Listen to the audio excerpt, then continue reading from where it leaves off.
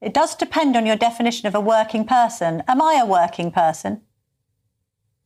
Well, the working people, the people that go out to work and make most of their money through work rather than from capital. So you're ruling out a working person like me. You're saying that I won't be taxed more on November the 26th. Because we've got all sorts of suggestions, taxes on our properties, reapportioning of council tax bans, NI contributions for people who have second properties. We might have a change to the cash ISA. I mean, most working people, if they're lucky, have got a little bit of savings in a cash ISA. That might not be as tax efficient anymore under Rachel Reeves. How can you dress this up as anything other than a tax on working people?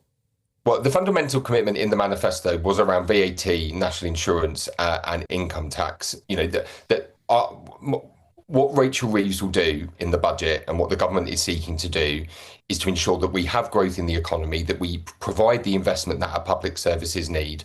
One of the things and one of the reasons I was elected in the general election was because our National Health Service did not have the funding that it needed. People couldn't see a GP, they couldn't get the hospital appointment. We're beginning to turn that around. Of course, this government absolutely wants to see people have more money in their pocket.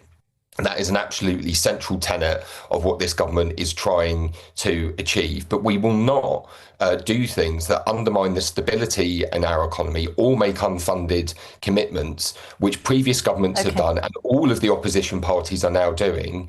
And while that's a difficult choice, if you have an unfunded tax cut that you cannot pay for, that undermines the economy and will lead to increase in interest rates, which is we saw had a massive impact on my constituents over the last few years. All right. Luke Murphy, we're running out of time, so I just need a yes-no answer to the following two questions. Knowing what we now know about Chinese spying, should the super embassy in London go ahead? Yes or no? Well, you tempt me with a yes or no question. It's absolutely right. The government must consider the security implications of the embassy, and I know the government will be considering that. All right. If Keir Starmer is found to have misled the Commons, as Kemi Badenoch has suggested, he'll have to resign, won't he?